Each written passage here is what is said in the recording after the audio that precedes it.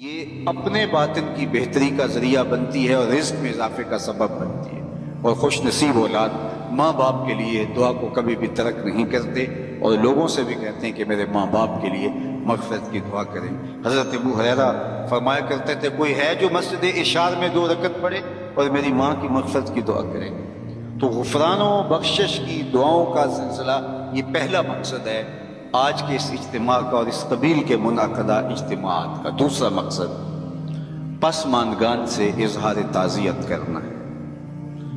گھر بیٹھے بھی ہم دعا کر سکتے تھے، لیکن یہاں آ کے دعا کرنے کا مقصد مرحوم کے یا مرحومہ کے پسماندگان سے اظہار محبت ہے، جس کے لیے ہم یہاں آتے ہیں اور دعا کرتے ہیں۔ اور یہ حضور کے عمل سے، سنت سے ثابت ہے کہ حضور ماعز ابن مالک اسلمی کے گھر گئے جب ان کا انتقال ہوا، اور آقا کریم نے جا کر کے کہا استغفروا لماعز، ماعز کے لیے بخشش کی دعا کرو۔ حالانکہ جب ان کا جنازہ اٹھا تو وہ ایک سلسلے میں موخوذ ہوئے، پھر حد جاری کی گئی، تو آقا کریم نے فرمایا تھا کہ میرے ماعز نے ایسی سچی توبہ کی ہے اگر روح زمین کے تمام لوگوں میں تقسیم کر دی جائے اہل ایمان میں، لکفاہم، سب کی مغفرت ہو جائے۔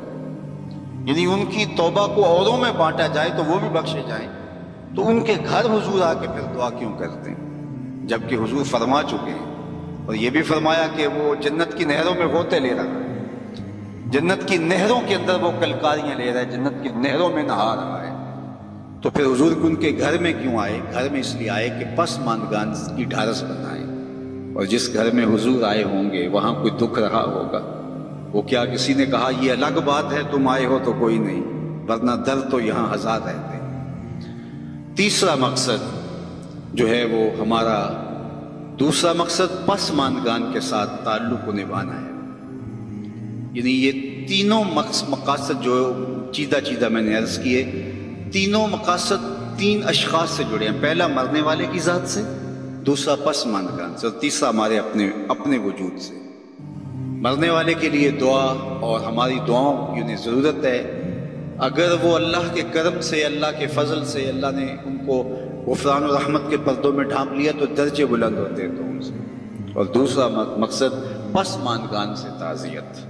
ظاہر ہے ماں ایک ایسا رشتہ ہے کہ جس کا نعم البدل کیا بدل بھی موجود نہیں ہے۔ انسان زندگی کے جس مرحلے میں بھی چلا جائے ماں کی کمی کو شدت کے ساتھ محسوس کرتا ہے۔ ابھی ہم اندر بیٹھے تھے تو یہاں سے کوئی شعر پڑھ رہا تھا تو آواز جا رہی تھی کہ ماں کی وفائیں جب حضور یاد کر کے رو پڑتے ہیں تو پھر ہم اپنی ماں کے لیے اپنے دل کے اندر کیا جذبات، کچھ اس مفہوم کا شعر تھا، اور وہ ایک باقاعدہ واقعہ موجود ہے۔ اللہ کے محبوب علیہ السلام باقاعدہ اپنی ماں کو یاد کرتے ہیں۔ الحاوی الفتاویٰ کے اندر امام سیوطی نے بڑی تفصیلی کہانی لکھی ہے کہ ایک دن حضور مکے سے ہجرت فرما کے جب مدینہ تشریف لائے تو ایک دن مسجد نبوی میں نماز پڑھانے کے لیے اللہ کے محبوب تشریف لے گئے۔ عشاء کی نماز کا وقت تھا تو ہجوم عاشقاں، جو ہی حضور حجرہ نور سے باہر نکلے تو ادب سے صحابہ کھڑے ہو گئے۔ بس یہ لمحے حضور علیہ السلام کی آنکھوں کے سامنے آئے تو آنکھیں چھلکنے لگیں، اور پھر حضور علیہ السلام نے ایک ٹھنڈی آہ بھری اور ایک جملہ ارشاد کیا، لو ادرکت والدی او احدہما، کاش آج میرے ماں باپ زندہ ہوتے، یا کم از کم میری ماں ہی زندہ ہوتی۔ انسان نے مشکل وقت دیکھا ہو، بعد میں خوشحالیاں آ جائیں یا اور زیادہ خوشحالیاں اللہ عطا کر دے تو انسان آرزو کرتا ہے۔ آج تو اس دنیا میں یہ نفسی کی دنیا ہے، اس میں تو وہ کہتے ہیں قیامت کے اندر ہوگا نفسی کا عالم، تو یہ تو قیامت سے قبل ہی عالم ہو گیا۔ تو آج تو کسی کی عزت پر لوگ آتش غیظ و غضب اور آتش حسد میں جلنے لگ جاتے ہیں، تو ایک ماں ایسا رشتہ رہ گیا ہے جس کو قلبی فرحت اور مسرت ہوتی ہے۔ اب آقا کریم علیہ السلام کا معاملہ آپ جانتے ہیں کہ پیدا ہونے سے قبل باپ کا انتقال ہو گیا۔ 6 سال کی عمر تھی کہ اپنی والدہ کے ہمراہ حضور مدینہ المنورہ میں پہنچے حضرت عبداللہ کی قبر کی زیارت کے لیے۔ جب واپس پلٹے تو بوا کے مقام پر حضرت آمنہ سلام اللہ علیہا کو سخت بخار ہو گیا۔ انہیں لگا کہ یہ میرا بخار جان لیوا ثابت ہوگا، تو انہوں نے حضور علیہ السلام کے سر پہ ہاتھ رکھا اور حضور سے کچھ کہنا چاہ رہی تھی۔ آخری بات، لیکن وہ ضبط کے بندھن ٹوٹ گئے اور چھم چھم آنسو آنکھوں سے ٹپکنے لگے۔ تو حضرت آمنہ نے جو جملے کہے، علماء نے سیرت کی کتابوں میں موجود ہے، سیرت کی سب سے پہلی کتاب جو ہے وہ ابن حشام کے اندر یہ لفظ موجود ہے کہ حضرت آمنہ بمشکل چند جملے ادا کر پائیں، اور وہ یہ تھے کہ بیٹا ہر نئی چیز سے پرانا ہو جانا ہے، ہر باقی نے فنا ہو جانا ہے، میں بھی جا رہی ہوں، وہ ذکر باق و ولد تو تہرا، لیکن میرا ذکر نہیں مٹے گا، اس لیے کہ تیرے جیسا ستھرا بیٹا چھوڑ کے جا رہی ہوں۔ جن ماؤں کے بیٹے اچھے ہوں ان کا تذکرہ مٹا نہیں کرتا، ان کی یادیں ختم نہیں ہوتی۔ یہ آخری لفظ تھے سیدہ آمنہ کے کہ ان کی سانس ٹوٹ گئی اور انتقال ہو گیا۔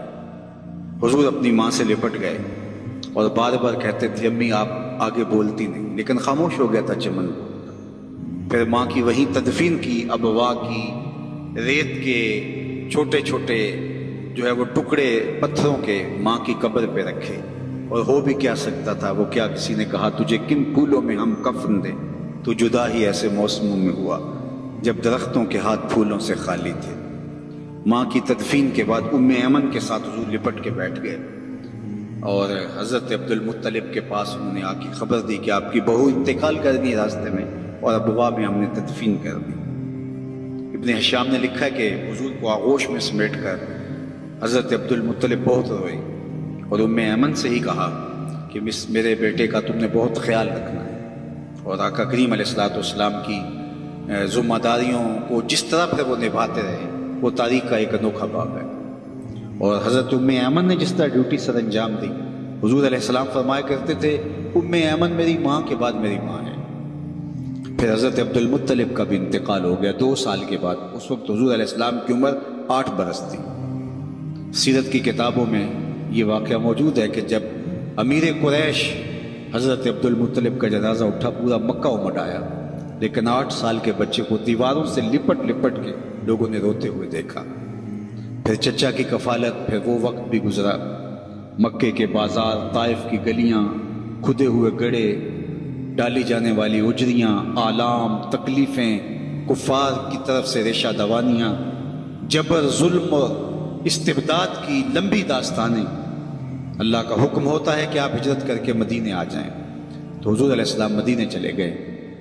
تو آج حالات بدل گئے، حضور جو ہی حجرہ انور سے باہر نکلے صحابہ دب سے کھڑے ہو گئے۔ وہ وقت بیت گیا جب لوگ پتھر مارتے تھے، اب صحابہ پلکیں بچھاتے ہیں۔ وہ وقت گزر گیا جب لوگ آوازیں کستے تھے، صحابہ صفوں میں ہاتھ باندھے منتظر ہیں، اور جو ہی حجرہ انور سے حضور نکلے تو ادب سے ایستادہ ہو جاتے ہیں۔ تو آقا کریم کی نظر پلٹ کے ابوا میں چلی گئی، اور مکے کی گلیوں میں ہونے والے ظلم و جبر کو حضور علیہ السلام نے تصور میں لا کر کے کہا لو ادرکت والدیہ او احدہما، کاش آج میرے ماں باپ زندہ ہوتے، یا کم از کم میری ماں ہی زندہ ہوتی، وانا اصلی صلاۃ العشاء، اور میں لوگوں کو نماز عشاء پڑھا رہا ہوتا، واقرأ فیہا بفاتحۃ الکتاب، اور اس میں سورہ فاتحہ کی تلاوت چل رہی ہوتی۔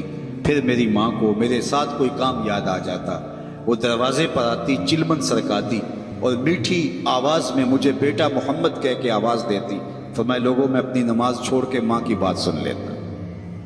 ماں کی کمی کو انسان ہر دور میں، ہر لمحے میں محسوس کرتا ہے، چونکہ یہ رشتہ ہی ایسا ہے جس کا نعم البدل کیا بدل بھی موجود نہیں ہے۔ ماں جب بولتی ہے تو اس کے لہجے میں جبریل بولتا ہے، ماں جب مسکراتی ہے تو لگتا ہے جنت کے سارے پھول کھل اٹھے۔